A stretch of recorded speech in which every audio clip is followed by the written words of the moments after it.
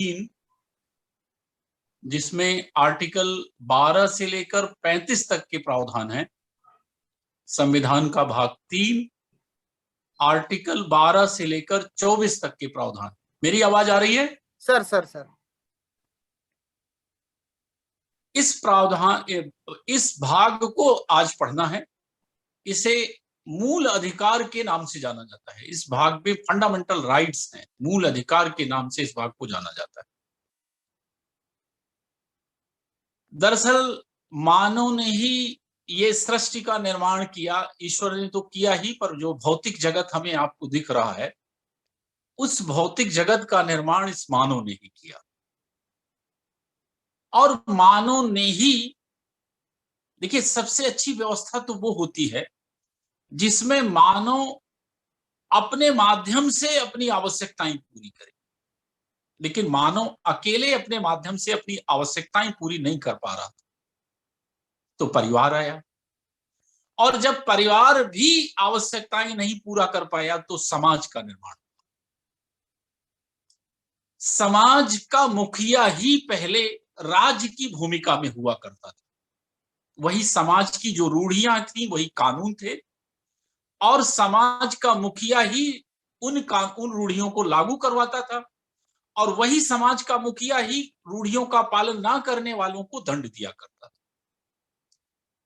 तो एक तरह से कह लीजिए, समाज की अपना आंतरिक राज्य था, आंतरिक न्याय व्यवस्था थी।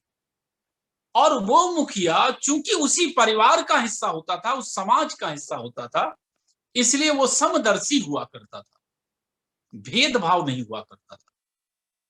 लेकिन जब धीरे धीरे समाज के आकार बढ़े, जनसंख्या बढ़ी, तो व्यवस्थाएं समाज कायम नहीं कर पाया। और जब व्यवस्थाएं समाज कायम नहीं कर पाया, तो राज्य अस्तित्व में आ गया। और राज्य अस्तित्व में जब आया, तो धीरे धीरे राज्य का डेवलपमेंट हुआ। और आज का राज्य आप देख रहे हैं। राज्य की डेफिनेशन संविधान के आर्टिकल 12 में दी हुई है, भाग 3 के ही आर्टिकल 12 में दी हुई है। मैं अभी राज्य से मतलब आपको बता देता हूं, ऐसी संस्था जो कानून बनाती है, कानून लागू करती है और न्याय प्रदान करने का काम करती है। हालांकि न्यायपालिका को राज्य की डेफिनेशन में शामिल नहीं किया गया है, पर अभी आप सिंपल भाषा में समझ लो, फिर मैं भाग 12 पे बताऊंगा आपको, आर्टिकल 12 की व्याख्या करूंगा। तो वो राज्य अस्तित्व में आ गया। लेकिन दुर्भाग्य तो तब हुआ कि जिस राज्य का निर्माण मानव ने ही किया था, और इस आशा के साथ किया था कि वो राज्य आएगा, और वो राज्य आएगा तो वो सुव्यवस्था लाएगा, शांति लाएगा, मानव अधिकारों को दिलाने का प्रयास करेगा। लेकिन जब वो राज्य ही मानव के अधिकारों को छीनने का प्रयास करने लगा, राजा अपनी स्वार्थपरता में मानव को वो अधिकार देने का प्रयास भी नहीं छीनने का प्रयास करने लगा, वो अधिकार भी छीनने के प्रयास करने लगे। राजा जिन अधिकारों को मानव को मिलना ही चाहिए, मैंने अभी आपको मानवाधिकार पढ़ाया। मानवाधिकार का मतलब है वो अधिकार जो मानव को मानव होने के नाते मिलने चाहिए। लेकिन राज उन अधिकारों को भी देने के लिए प्रयासरत नहीं दिखे। और हमेशा ऐसा होता है कि जब अन्याय बढ़ता है, तब उससे रास्ते भी निकलते, विद्रोह होता है और विद्रोह से ही रास्ते निकलते। तो राज्य जब मानव के मूल अधिकारों को, मानव के अधिकारों को छीनने का प्रयास करने लगे, और समाज भी ऐसा ही करने लगा, तब मूल अधिकारों की चर्चा शुरू हुई कि अगर राजा को अधिकार मिलने चाहिए, क्योंकि वो राजा है, तो उस राज्य का निर्माण, जिसका वो राजा है, उसका निर्माण मानव ने ही किया है, नागरिकों ने ही किया है, व्यक्तियों ने ही किया है, तो उन्हें अधिकार क्यों नहीं मिलना चाहिए?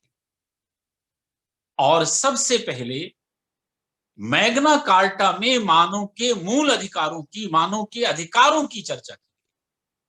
मैग्ना कार्टा के बारे में मैं पहले भी बता चुका हूं, आज भी बताता हूं, क्योंकि उसके बिना मूल अधिकारों का पूरा प्रसंग ही अधूरा है।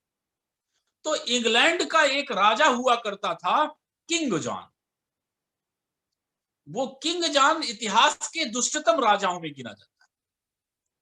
किंग जॉन अपनी इच्छाओं को पूरा करने के लिए, अपनी महत्वाकांक्षाओं को पूरा करने के लिए युद्ध करता था। और आर्थिक स्थिति जब खराब हुई फ्रांस के साथ युद्ध के बाद, तो उसने जो सामंत थे उनसे अत्यधिक मात्रा में टैक्स वसूलना शुरू किया।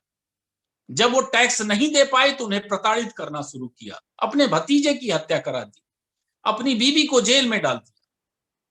और जब उसने अत्याचार की इंतहा कर दी तो उसके राज्य में विद्रोह, इंग्लैंड का था वो किंग जॉन। और जब विद्रोह हुआ तो राजा और सामंतों के बीच 15 जून 1215 में एक संधि पत्र पर हस्ताक्षर हो गए, जिसे मैग्ना कार्टा कहा गया। मैग्ना कार्टा की हिंदी होती है द ग्रेट चार्टर।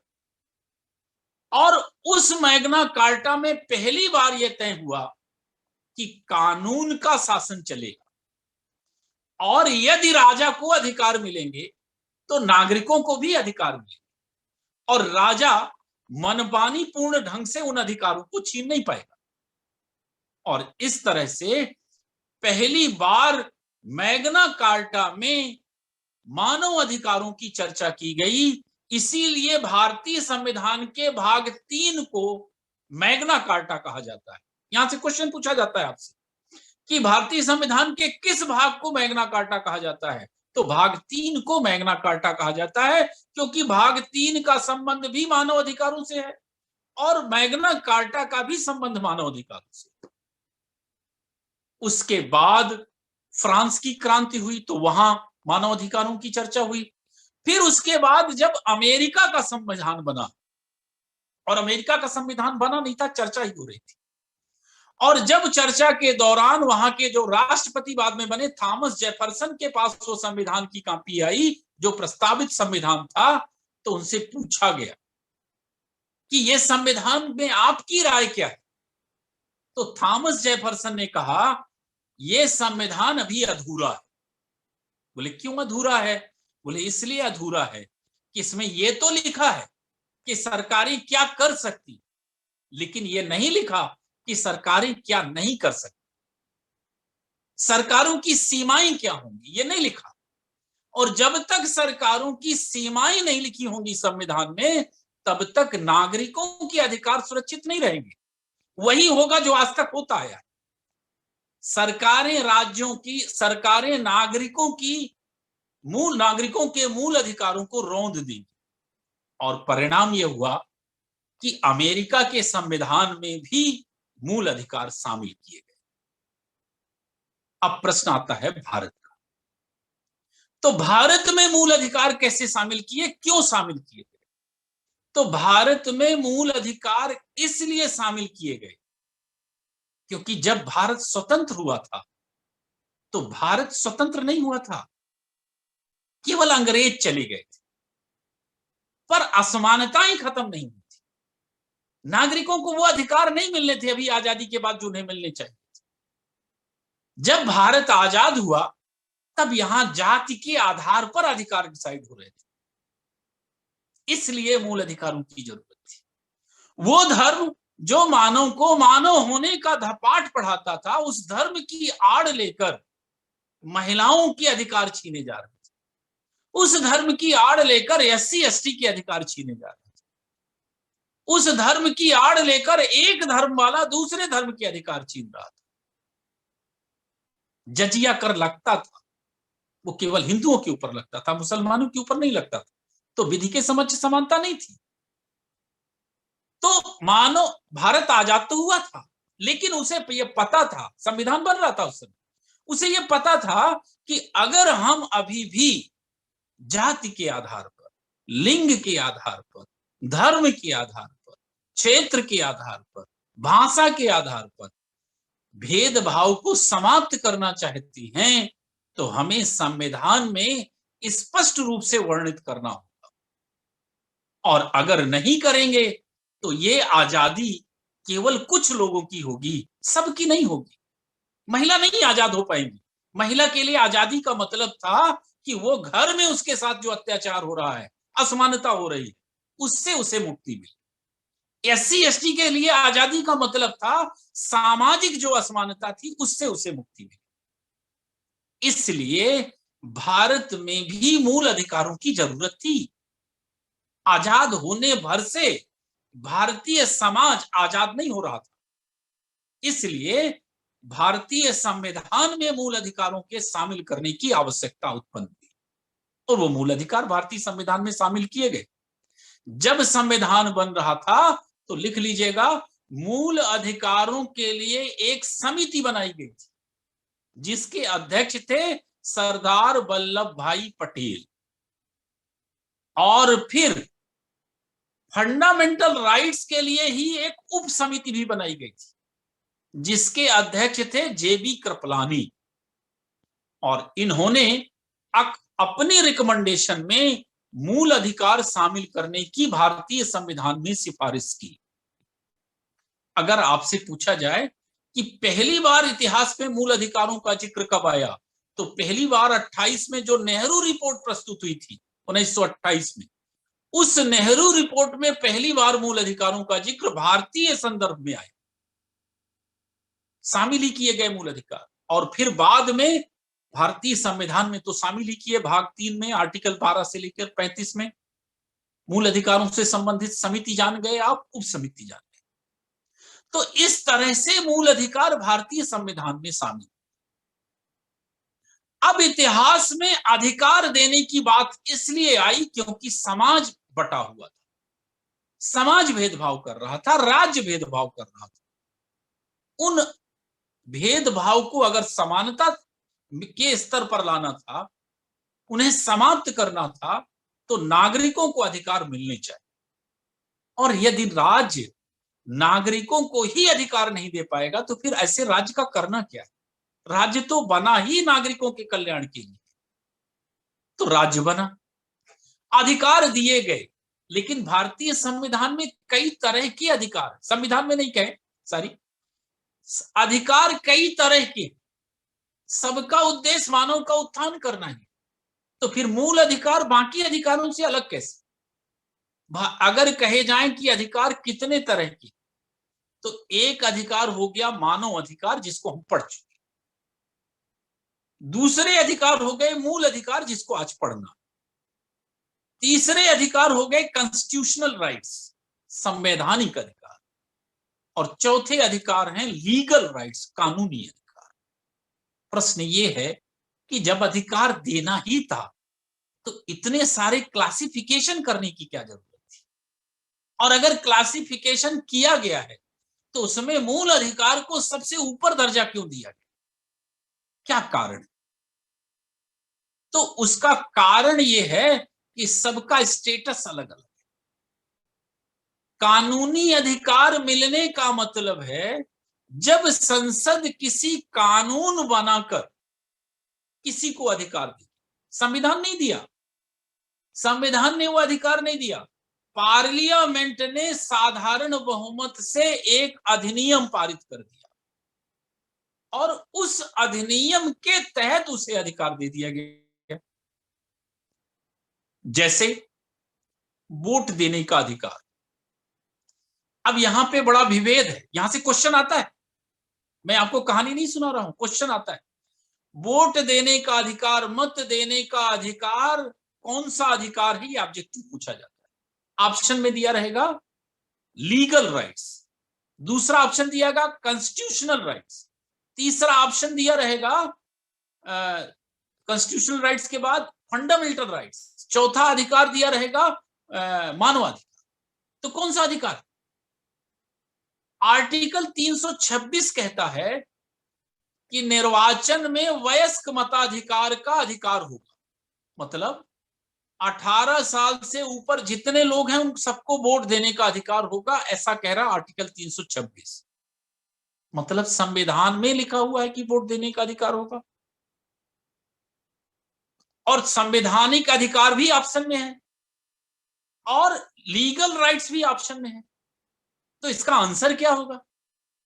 तो देखिए, अगर आंसर में ऐसा ऑप्शन दिया है कि संवैधानिक भी है कानूनी भी है, तो ज्यादा एक्यूरेट वो भी होगा, वो होगा, वही टिक करिएगा आप।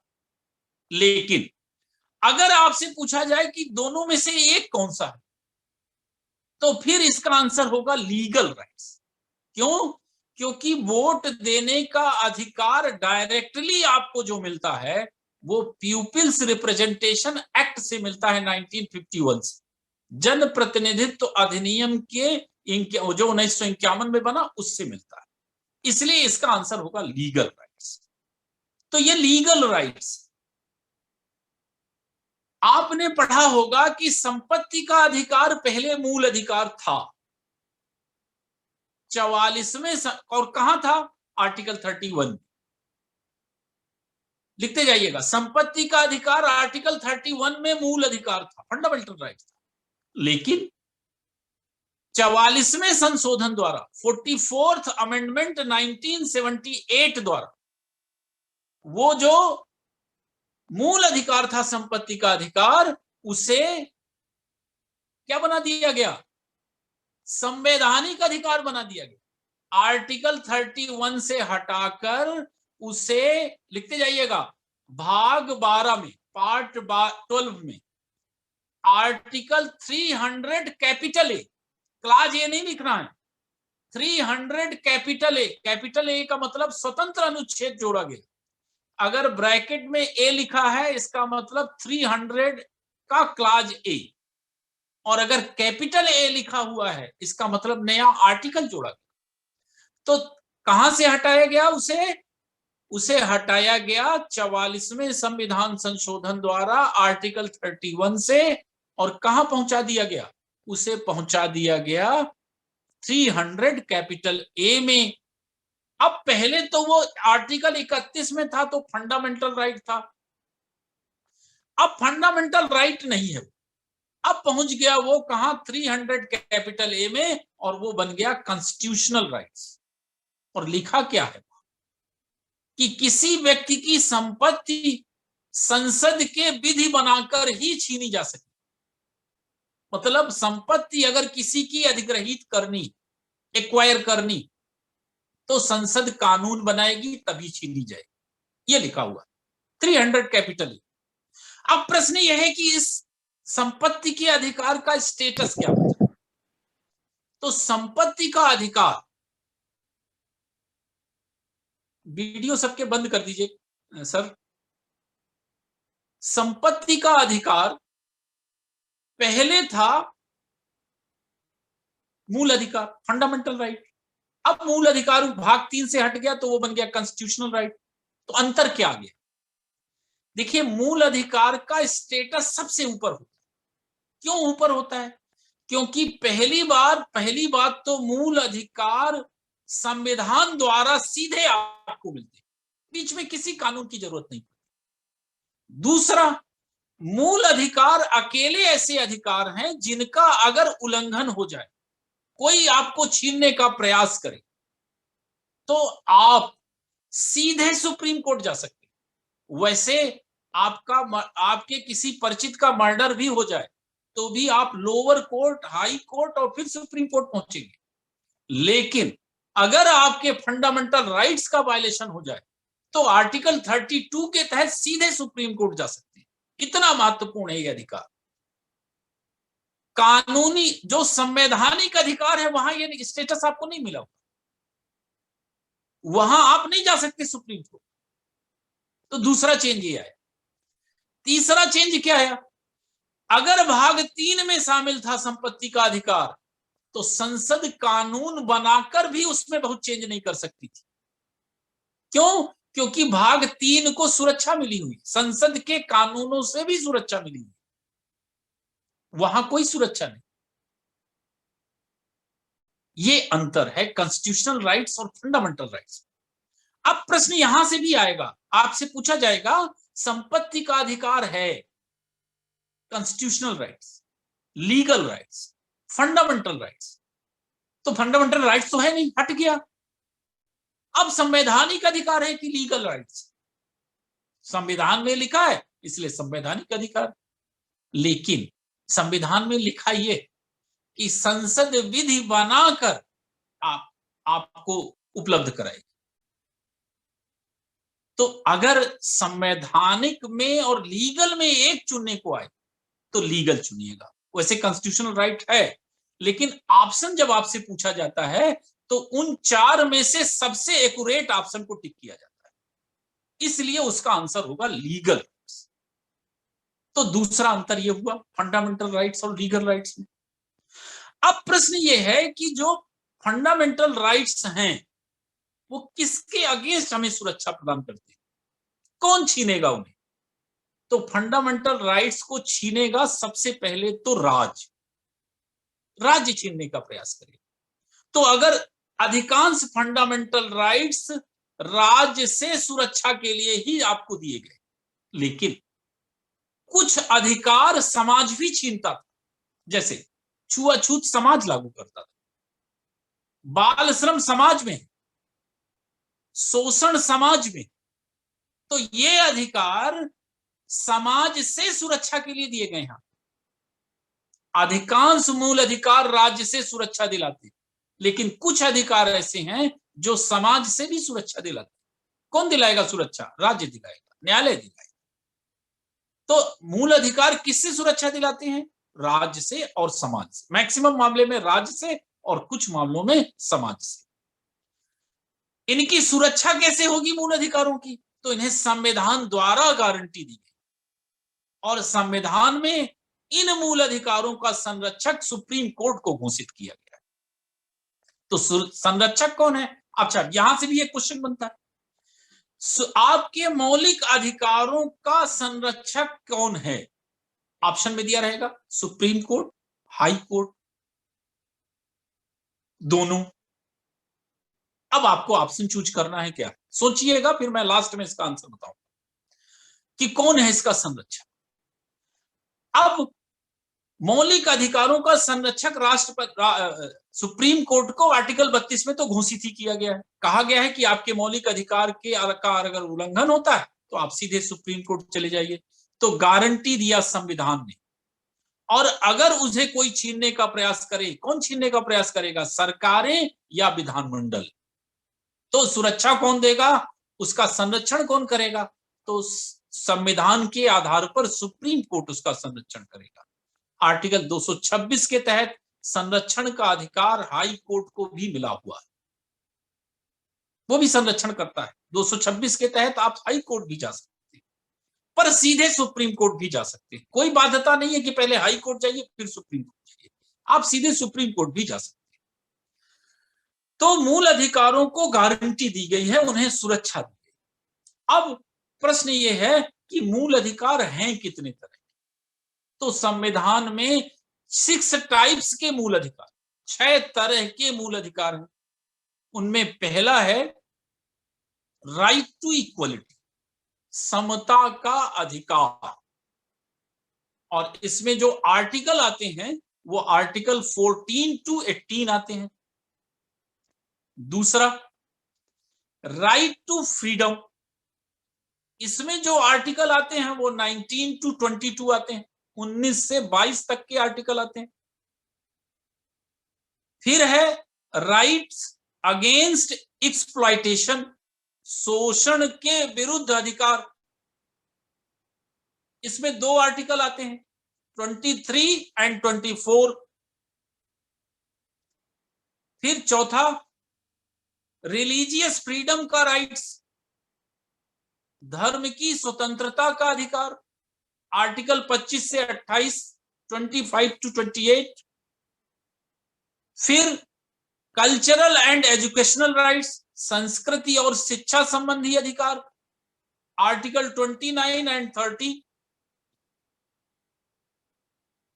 फिर संपत्ति का अधिकार, आर्टिकल 31, लेकिन ब्रैकेट में लिख दीजिएगा कि 44वें संशोधन से यह समाप्त हो गया, खत्म हो गया। 44th अमेंडमेंट से अभी भी बता चुका हूं मैं। कहां चला गया ये? 300 कैपिटल ए में, यहां नहीं है। और अंतिम है कॉन्स्टिट्यूशनल रिमेडीज, संवैधानिक उपचारों का अधिकार, आर्टिकल 32। अब 2 संशोधन बड़े बड़े मूल अधिकार में हुए, वैसे तो बहुत सारे हुए पर 2 बड़े बड़े हुए जिसमें एक आर्टिकल जोड़ा गया एक में बड़ा आर्टिकल हटा दिया, तो संपत्ति का अधिकार मूल अधिकारों की श्रेणी से हटा दिया गया 44वें संशोधन द्वारा। अब 86वां संशोधन लिख दीजिए, 86th अमेंडमेंट, 86वां संविधान संशोधन, 86th अमेंडमेंट 2002, 86th अमेंडमेंट 2002। यहां पे शिक्षा का अधिकार, राइट टू एजुकेशन, शिक्षा का अधिकार 21 कैपिटल ए, शिक्षा का अधिकार भी मूल अधिकार बना दिया गया है। 21 कैपिटल ए में शिक्षा का अधिकार भी मूल अधिकार बना दिया गया। अब देखिए यहां से एक क्वेश्चन और बनता है। क्वेश्चन आपसे यह पूछा जाएगा कि वर्तमान में मूल अधिकार कितने प्रकार के संविधान में मूल अधिकार दिए।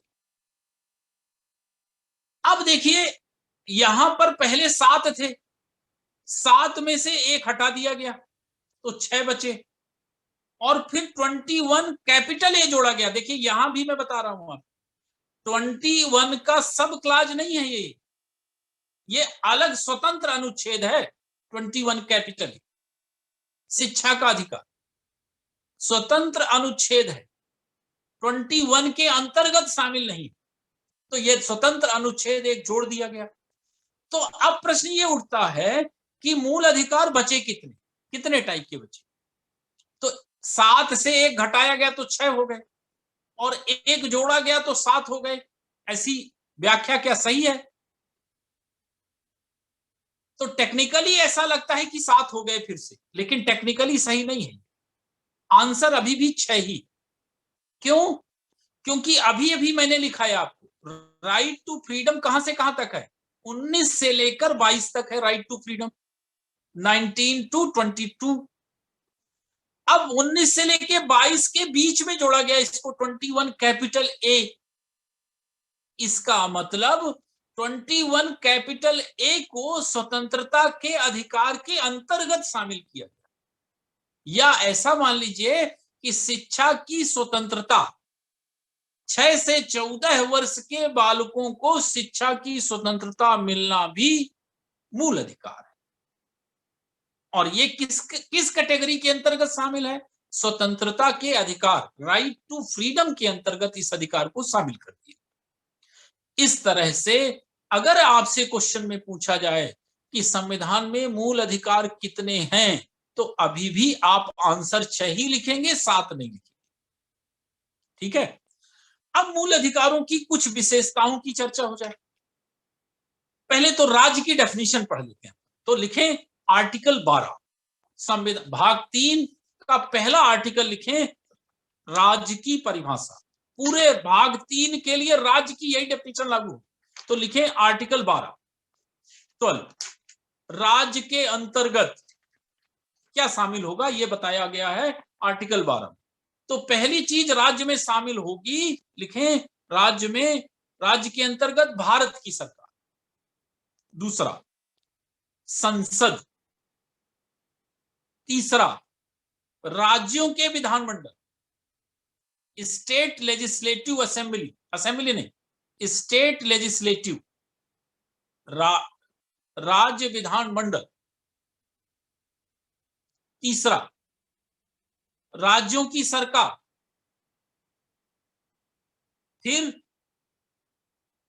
सारी स्थानीय निकाय, स्थानीय निकाय में पंचायतें आ जाएंगी, नगर पालिका आ जाएगी, और अन्य प्राधिकारी लिखा है, अदर अथॉरिटीज लिखा है, अन्य प्राधिकारी अर्थात अदर अथॉरिटीज लिखा हुआ है। अब राज्य की व्याख्या अलग अलग केसों में सुप्रीम कोर्टों ने की। इसका मतलब उसने पहली चीज तो ये कही कि जो भी संवैधानिक पद है वो सारे राज्य के अंतर्गत शामिल होंगे। संविधान में तो इतना ही लिखा है, बाद में व्याख्या हो। तो जितने संवैधानिक पद हैं वो सारे राज्य की परिभाषा के अंतर्गत आएंगे। फिर जितने लीगल टर्म है, लीगल पोस्ट, लीगल अथॉरिटीज, वो सब भी अन्य प्राधिकारी के डेफिनेशन में शामिल माना है कोर्ट ने।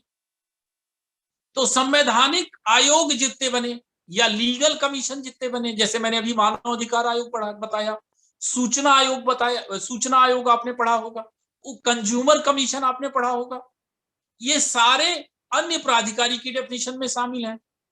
अब यहां पर एक क्वेश्चन आया, फिर बाद में उसने कहा कि कोई भी ऐसा निकाय जो सरकारी कार्य को या सरकार के उद्देश्यों को पूरा करने के लिए गठित किया गया है वो राज्य की डेफिनेशन में शामिल माना जाए। अब प्रश्न ये उठता है कि क्या न्यायपालिका भी राज्य की परिभाषा में आता है या नहीं आता है? तो इस मामले में न्यायपालिका के अलग अलग दृष्टांत आए। एक मामला आया है, ये आपके काम का है इसलिए बता देता हूं, लिख लीजिए, नरेश बनाम महाराष्ट्र राज्य 1967, नरेश बनाम महाराष्ट्र राज्य 1967 का मामला है। इसमें कहा कि चूंकि आर्टिकल 12 की जो परिभाषा लिखी हुई है उस परिभाषा में लिखा है सरकार और संसद, न्यायपालिका नहीं लिखा, इसलिए 12 की डेफिनेशन में, राज्य की डेफिनेशन में न्यायपालिका शामिल नहीं। क्यों शामिल नहीं है? क्योंकि संविधान का अनुच्छेद 12 न्यायपालिका लिखी ही नहीं, तो शामिल नहीं है। और एक कारण ये है, दूसरा कारण ये है कि अगर न्यायपालिका को राज्य मान लिया गया और उसके खिलाफ ही मामला आ गया सुप्रीम के कोर्ट के खिलाफ भी, तो आर्टिकल 32 के अंतर्गत रिट कौन जारी करे? वही सुप्रीम कोर्ट अपने खिलाफ रिट तो जारी करेगी नहीं, इसलिए न्यायपालिका राज्य की परिभाषा में शामिल नहीं। ये कब कहा? 1967 में। बाद के भी कुछ निर्णयों में ऐसा ही कहा उसने, लेकिन कुछ चीजें और, एक फैसला और आया 2015, रिजू प्रसाद शर्मा बनाम असम राज्य, लिखें, रिजू प्रसाद शर्मा बनाम असम राज्य 2015। इसमें सुप्रीम कोर्ट ने कहा कि चूंकि आर्टिकल 12 में राज्य की जो परिभाषा है उसमें न्यायपालिका शामिल नहीं है, इसलिए न्यायिक कार्य करते समय, जुडिशियल वर्क करते समय न्यायालय राज्य की परिभाषा में शामिल नहीं होंगे। लेकिन यदि न्यायालय शुद्ध रूप से प्रशासनिक कार्य कर रहे हैं, एडमिनिस्ट्रेटिव वर्क कर रहे हैं, तो वो भी राज्य की परिभाषा में शामिल माने जा सकते हैं। तो सामान्य शब्दों में कहा जाए तो न्यायपालिका राज्य की परिभाषा के अंतर्गत शामिल नहीं है, लेकिन अगर वो एडमिनिस्ट्रेटिव वर्क कर रहे हैं, अपने किसी कर्मचारी को दंड देने का काम कर रहे हैं, अपने किसी कर्मचारी के मौलिक अधिकारों का उल्लंघन का काम कर रहा है व्यक्तिगत रूप से, तो वो प्रशासनिक काम कहलाएगा और उस स्थिति में वो राज्य 12 की डेफिनेशन में राज्य माना जाएगा। माना जा सकता है कहा है, माना जाएगा ऐसा नहीं कहा गया, माना जा सकता है ऐसा स्टेटमेंट दिया है। तो 12 के अंतर्गत मूल रूप से सरकार और संसद, राज्य की सरकार, राज्य का विधानमंडल, स्थानीय निकाय और अन्य संवैधानिक और विधिक प्राधिकारी या आयोग शामिल होते हैं। प्राइमरी डेफिनेशन राज्य की यही। अब आर्टिकल 13 भी लिख लीजिए, फिर उसके बाद उसको पढ़ेंगे तो ज्यादा मजा आएगा। तो आर्टिकल 13 लिखिए, बड़ा इंपॉर्टेंट है ये आर्टिकल जो मैं 13 बता रहा हूं। बड़ा आगे जब बेसिक स्ट्रक्चर पढ़ाऊंगा तो 13 पर ही सारी चर्चा होगी, इसलिए 13 को अच्छे से समझिएगा। भाग 3 के लिए राज्य समझ लिया आपने, अब आर्टिकल 13 पे आ जाए। 13 कहता है कि ये संविधान लागू होने से पहले, 13 का पहला क्लास, संविधान लागू होने से पहले से अगर कोई ऐसी विधि लागू है जो भाग 3 के मूल अधिकारों का उल्लंघन करती, संविधान लागू होने से पहले से अगर कोई कानून ऐसा लागू है जो भाग 3 का उल्लंघन कर रहा है, तो वह कानून शून्य माना जाए,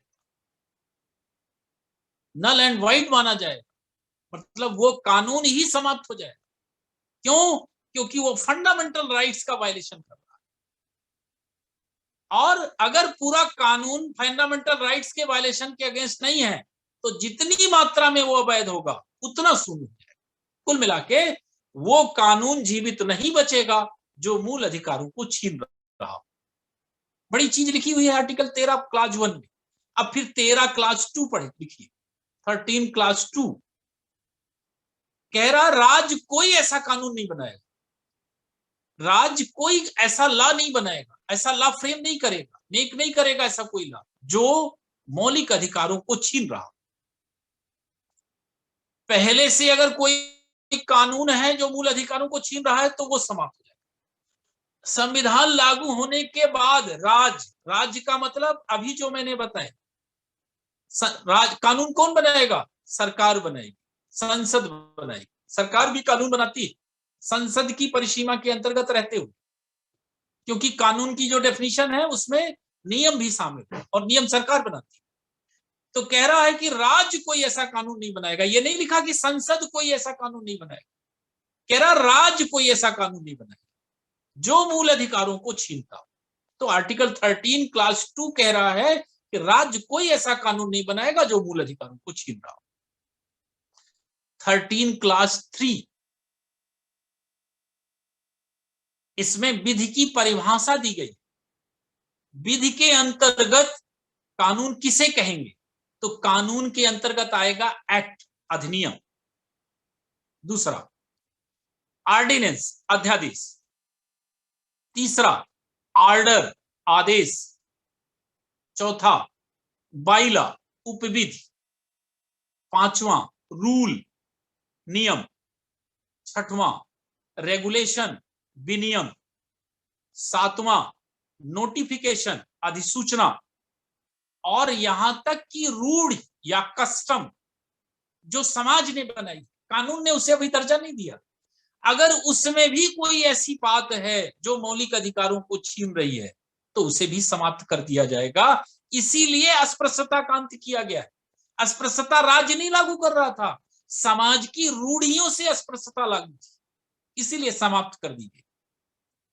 महिलाओं के साथ जो भेदभाव था वो समाज की रूढ़ियां कर रही थी भेदभाव, इसीलिए समाप्त कर दिया। तो कोई इस विधि के अंतर्गत कोई ऑर्डर नहीं जारी होगा जो मूल अधिकारों को छूने, कोई नियम नहीं बनाया जाएगा जो मूल अधिकारों को छीने, कोई विनियम नहीं बनाया जाएगा जो मूल अधिकारों को छीने, कोई अधिनियम नहीं बनाया जाएगा जो मूल अधिकारों को छीन ले, और कोई अध्यादेश नहीं बनाया जाएगा जो मूल अधिकारों को छीन ले। ना समाज कोई ऐसे नियम बना सकता है जो मूल अधिकारों को छीन ले। इतने शक्तिशाली मूल अधिकार बनाएंगे। और इस 13 से आर्टिकल ही मूल अधिकारों के संरक्षण का आधार प्रदान करता है।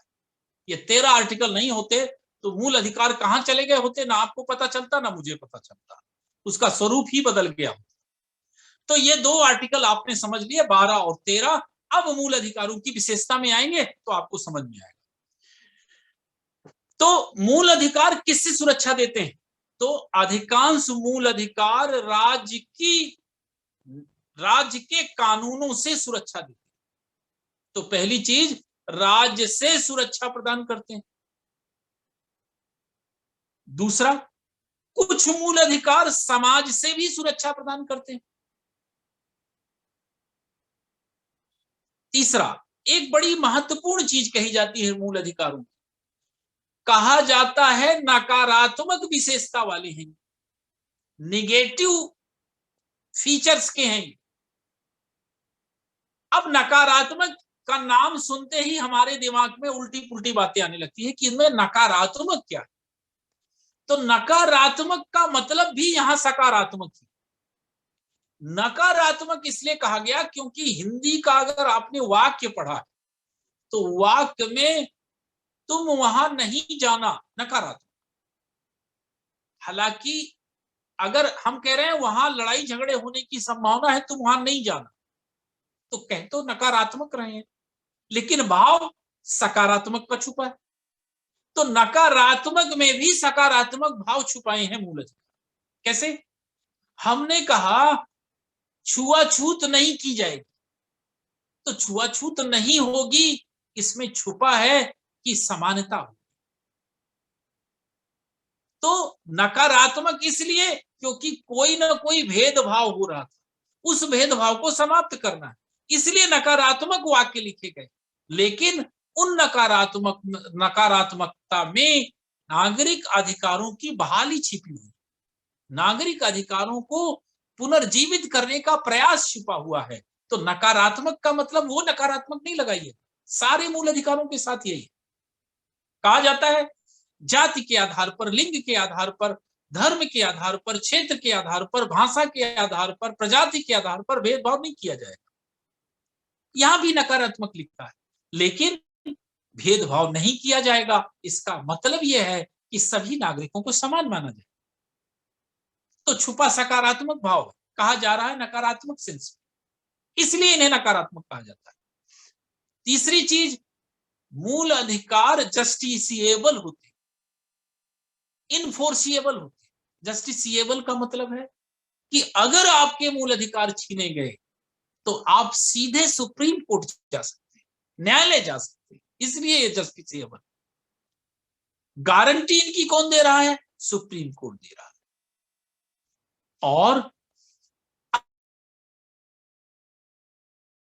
क्या मूल अधिकार असीमित हैं? असीमित का मतलब जिन्हें कभी भी सीमित ना किया जा सके, जिनकी कोई लिमिटेशन ना हो। तो मूल अधिकार असीमित नहीं, सीमित। प्रतिबंधों के तहत आपको स्वतंत्रता का अधिकार मिला हुआ है, लेकिन उसमें भी सीमाएं लगाई। आपको धर्म की स्वतंत्रता का अधिकार मिला हुआ है, लेकिन सीमाएं लगाई। तो इस तरीके से मूल अधिकार असीमित नहीं, सीमाओं के तहत। मूल अधिकारों में संशोधन भी किया जा सकता है। अब वो संशोधन कैसा होगा वो केशवानंद भारती केस में डिस्कस करेंगे। से संशोधन तो कर सकती है। अगर आपसे पूछे कि क्या मूल अधिकारों में संसद संशोधन कर सकती है, तो हाँ कर सकती है, लेकिन ऐसा कोई संशोधन नहीं कर सकती जिससे मूल अधिकारों का बेसिक स्ट्रक्चर ही समाप्त हो जाए, उसकी मूल भावना ही समाप्त हो जाए, पर संशोधन कर सकती है। फिर मूल अधिकारों को राष्ट्रीय आपातकाल में सीमित किया जा सकता है। अभी आप इतना ही पढ़िए क्योंकि डिटेल फिर वहीं आपको पढ़ाएंगे। तो इस तरीके से मूल अधिकारों को अलग अलग सुरक्षा अलग अलग आर्टिकल्स में दी गई। और मूल रूप से जो मूल अधिकार हैं वो 12-13 में नहीं है, 14 में है। फिर 14 से लेके 32 तक में मूल अधिकार दिए। 33-34 में सशस्त्र बलों के बारे में जिक्र किया गया है, और 35 में संसद को कानून बनाने का अधिकार दिया गया। तो 33-34-35 में भी मूल अधिकार नहीं, मूल अधिकार केवल 12 से लेकर और 35 तक में है। 44वां संशोधन एक बार आप और लिख लीजिए, 44th अमेंडमेंट। 44th अमेंडमेंट में 2 संशोधन हुए। पहला, 44th अमेंडमेंट में 2 संशोधन कैसे हुए? आर्टिकल 19(1)(f) को हटा दिया गया, 19(1)(f) विलोपित हो गया, और आर्टिकल 31 विलोपित हो गया। आर्टिकल 19(1)(f) समाप्ति घोषित कर दिया गया, और आर्टिकल 31 समाप्त हो गया। 31 भर नहीं समाप्त हुआ 44वें संशोधन से, आर्टिकल 19(1)(f) भी समाप्त हो गया। पहले आर्टिकल 19 में 7 तरह की स्वतंत्रताएं दी गई थी। उन 7 तरह की स्वतंत्रताओं में एक स्वतंत्रता समाप्त की गई, एफ वाली। अब अगर आपसे पूछे कि 19 में कितने तरह की स्वतंत्रता दी गई है, तो केवल 6 तरह की स्वतंत्रताएं दी गई हैं, 7वीं वाली समाप्त कर दी गई। अब यहीं पे 14 नहीं पढ़ाऊंगा आज अभी, क्योंकि 14, 15, 16, 17 एक साथ कंबाइंड करके पढ़ाऊंगा, तब मजा आएगा। आप दूसरी पार्ट लिख लीजिए, लीगल राइट्स संविधान में कौन कौन से दिए गए, मूल अधिकारों के अलावा अधिकार कहां कहां दिए गए हैं, तो लिखिए legal rights. Legal rights legal right और पहले उसमें लिखिए कॉन्स्टिट्यूशनल राइट्स। तो कॉन्स्टिट्यूशनल राइट्स लिखिए। कॉन्स्टिट्यूशनल राइट्स में पहला कॉन्स्टिट्यूशनल राइट्स दिया है आर्टिकल 265, आर्टिकल 265। पहले कॉन्स्टिट्यूशनल राइट्स बता रहा हूं। आर्टिकल 265 कहता है कि कोई भी टैक्स संसद के विधि बनाकर ही लगाया जाएगा, अन्यथा नहीं। तो अगर पूछे कि ये कौन सा राइट्स है, तो कॉन्स्टिट्यूशनल राइट्स। कोई भी टैक्स संसद के विधि के बिना सरकार जनता पर नहीं लगा सकती, ये है आर्टिकल 265। फिर दूसरा लिखे कॉन्स्टिट्यूशनल राइट्स। दूसरा कॉन्स्टिट्यूशनल राइट्स, विधि के प्राधिकार के बिना व्यक्तियों को संपत्ति से वंचित नहीं किया जाएगा, आर्टिकल 300A। फिर तीसरा कॉन्स्टिट्यूशनल राइट्स, आर्टिकल 301, भारत में कहीं भी व्यापार वाणिज्य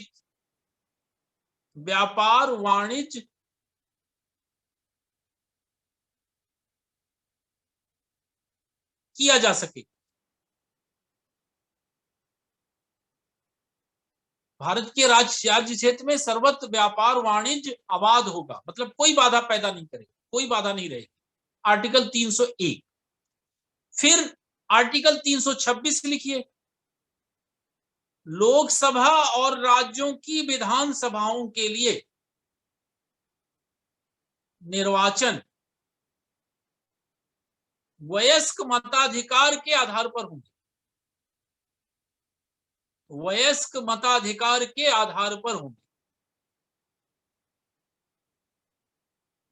ये 4 कॉन्स्टिट्यूशनल राइट्स हैं जो फंडामेंटल राइट्स नहीं हैं, लेकिन कॉन्स्टिट्यूशनल राइट्स, जो भाग 3 में नहीं लिखे गए हैं लेकिन संविधान के अलग अलग भाग में लिखे गए हैं। तो इन्हें भाग 3 का दर्जा नहीं मिला। क्यों नहीं मिला? क्योंकि इनका अगर उल्लंघन होगा तो आप सुप्रीम कोर्ट नहीं जा सकते। इन्हें साधारण बहुमत, इन्हें संशोधन किया जा सकता है, साधारण से नहीं पर विशेष बहुमत से तो किया ही जा सकता है। लेकिन भाग 3 में आप विशेष बहुमत से भी संशोधन एक सीमा तक ही कर सकते हैं, केशवानंद भारती केस के अधीन रहते हुए भी। क्यों? क्योंकि उसे भाग 13 की सुरक्षा मिली हुई है। राज्य कोई ऐसा कानून नहीं बनाएगा जो मूल अधिकारों को छीन ले, लेकिन इसे भाग 13 आर्टिकल 13 की सुरक्षा नहीं मिली हुई। इसे राज्य कानून बनाकर संशोधित कर सकते। ये अंतर है संवैधानिक अधिकार और मौलिक अधिकार। अब प्रश्न यह है कि विधिक अधिकार कौन से? तो विधिक अधिकार में एक आता है वोट देने का अधिकार, वो विधिक अधिकार है, लिख लें, वोट देने का अधिकार। दूसरा आता है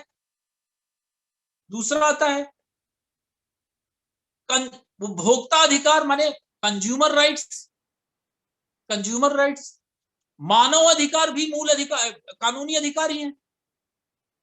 तो कानूनी अधिकार 2 तरह के हो गए। एक वो अधिकार जिनका जिक्र संविधान में नहीं है, केवल संसद के अधिनियम में, वो प्योरली लीगल राइट्स ही है। जैसे मानव अधिकारों का जिक्र संविधान में नहीं। अब ये बात की बात है कि मानव अधिकार बहुत सारे मूल अधिकार बना दिए, पर वो फिर मूल अधिकार हो गए, वो कानूनी अधिकार नहीं रह गए।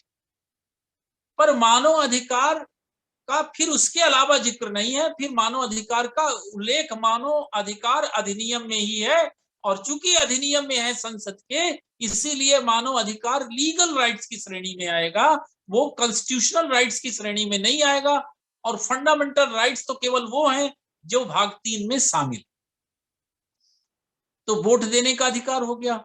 उपभोक्ता अधिकार अधिनियम पढ़िए आप, तो उसमें उपभोक्ताओं को जो अधिकार दिए गए वो भी लीगल राइट्स, वो कॉन्स्टिट्यूशनल राइट्स नहीं है, वो फंडामेंटल राइट्स नहीं है।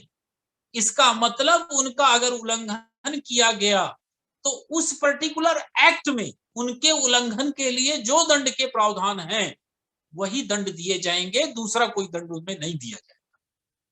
तो लीगल राइट्स का मतलब हुआ जिस एक्ट के तहत उन्हें डिफाइन किया गया है उसी एक्ट में ही उन्हें उनका उल्लंघन करने पर, उन अधिकारों को छीनने पर क्या दंड दिया जाएगा, इसकी व्यवस्था कर दी जाएगी। संविधान से उसका कोई लेना देना नहीं। कॉन्स्टिट्यूशनल राइट्स का मतलब हो गया कि उन राइट्स का उल्लेख संविधान में कर दिया गया। ऐसा हो सकता है कि संविधान में दिए गए राइट्स को बाद में संसद कानून बनाकर लागू करे, यह हो सकता है, पर संविधान में वो लिखे हों, जो मैंने अभी आप बताए, आर्टिकल 265, आर्टिकल 300A, आर्टिकल 301 और article 326, that is constitutional right, संवैधानिक अधिकार। और फिर इसके अलावा आ गए फंडामेंटल राइट्स। तो फंडामेंटल राइट्स को स्पेशल प्रोटेक्शन मिला। उन्हें ना तो राज्य छीनेगा, ना संसद छीनेगी, ना राज्य का विधानमंडल छीनेगा, ना राज्य की सरकार छीनेगी, ना अन्य कोई प्राधिकारी छीनेगा, ना समाज छीनेगा। तो मानव अधिकार और मूल अधिकारों में केवल इतना ही। मूल अधिकार और मानव अधिकार दोनों इसलिए दिए गए हैं ताकि मानव अपना भौतिक और आध्यात्मिक विकास कर सके। लेकिन अंतर ये आ गया कि मूल अधिकार, वो मानव अधिकार जिन्हें भाग 3 में स्पेशल सुरक्षा दे दी गई, वो मानव अधिकार मूल अधिकार बन गए। मतलब वो मानव अधिकार तो थे ही, लेकिन अब उन्हें एक नया नाम दे दिया गया, फंडामेंटल राइट्स, जो ज्यादा महत्वपूर्ण अधिकार थे। और जिन अधिकारों को भाग 3 में सुरक्षा नहीं बनी, वो मानव अधिकार अधिनियम के तहत केवल मानव अधिकार की श्रेणी में रहे। इस तरह से मानव अधिकार और मूल अधिकारों का डिफरेंस भी क्लियर हो गया। कैसे हमारा मूल अधिकार हमारे संविधान में शामिल हुए, क्यों शामिल हुए, उनकी महत्ता क्या है, आर्टिकल 14 से लेकर 18 तक मैं आपको बताऊंगा। क्यों समाज में उन्हें शामिल करना पड़ा, 14 का इंपॉर्टेंस क्या है, और 14 से जुड़े हैं 15, 16, 17, 18 बेसिक आर्टिकल है। 14, 15, 16, 17, 18, 14 की ही व्याख्या है। तो वो अब अगले लेक्चर में बताया जाएगा। और अगर मैं खाली रहा तो 1 तारीख को हो सकता है ले लूं, और अगर नहीं रहा तो फिर देखें।